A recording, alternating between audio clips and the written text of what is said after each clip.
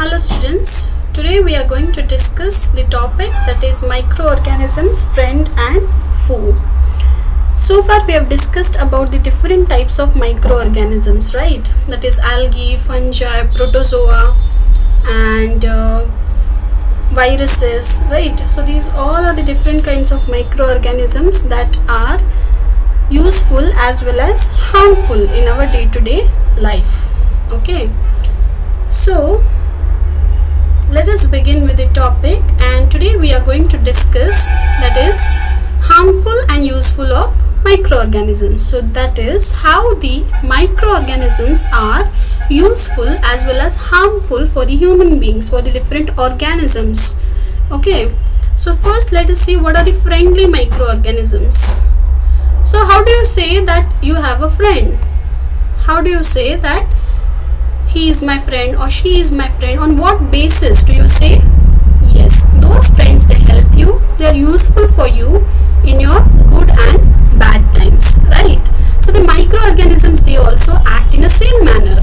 They are used for various purposes. We have already seen they are used in preparation of curd, breads, cakes, pastries, different bakery products, right?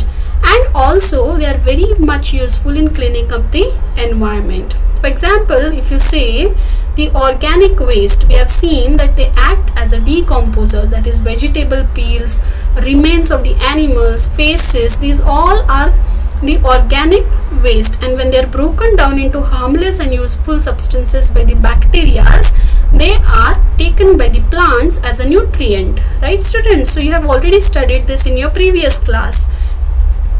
So recall that bacteria are used in the preparation of medicines. So we have also seen the different medicinal uses of bacteria in our previous class, and we have also discussed the commercial uses of bacteria. Okay, so in agriculture they are also used to increase the soil fertility by fixing nitrogen. So you have discussed in the previous year, you might have discussed about the nitrogen fixing. Means the fertility of soil is increased with the help of what? The leguminous plants, that is they contain the bacteria present in the roots of the legumes. So these bacteria, or it is called as what? Rhizobium bacteria, which helps to increase the soil fertility. It fixes the nitrogenous gas inside the soil. So these are called as what? Friendly microorganisms. So let us see one by one. Yes, so making of curd. Have you ever asked your mom that how does she prepare the curd? If you have not asked, then you can go and ask her. So this is the time to see how the curd is prepared. Yes. So they also contain several microorganisms. With the help of these microorganisms, and the name of the microorganism is what? The bacterium called Lactobacillus. So it promotes for the formation of curd. How does it prepare the curd? So it multiplies in the milk. When you add little amount of curd into the milk, or you can add buttermilk, right, to the milk, it will convert it into the curd. How does it convert? With the help of bacterium called Lactobacillus. So they are also involved in the making of cheese, then pickles and many other food items. Okay, so an important ingredient of rava or suji, that is idlis and bhaturas, or if you say dosa which is prepared at your home, these all are also prepared with the help of what? Fermentation process. If you want to make an instant dosa, what do you use? You use some buttermilk or curd, because those microorganisms will help the particular item to ferment as early as possible, right? Then making of bread. So bread is also produced with the help of the microorganisms. The yeast, which reproduces rapidly, they produce some carbon dioxide during respiration. Yes, yeast also respire. If you see the holes which is present, you might have observed the breads, they have some tiny pores present over them. Okay, so the yeast produces carbon dioxide during the respiration, and bubbles of the gas fill the dough and increases its volume. So this is the basis of the use of yeast in the baking industry for baking breads, pastries, cakes, etc. Yes, so we have already seen that is increasing the soil fertility. So with the help of blue-green algae, the bacteria are able to fix nitrogen from the atmosphere to enrich the soil with nitrogen and increase its fertility.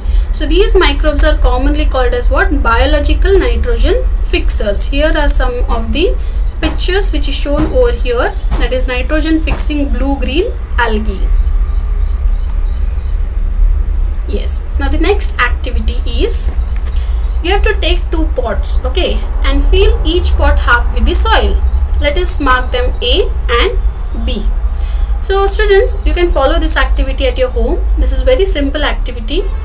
Then put plant waste in pot A and things like polythene bags, empty glass bottles and broken plastic toys in pot B, okay. Then put the pots aside. Then you can observe them after 3 to 4 weeks. Do you find any difference in the contents of the 2 pots? Then if yes, what is the difference? Now see, in pot A there are plant waste, okay. So these plant waste are organic waste. They are ready to decompose, isn't it? Because they are available in nature, so they have the capacity to decompose, degrade.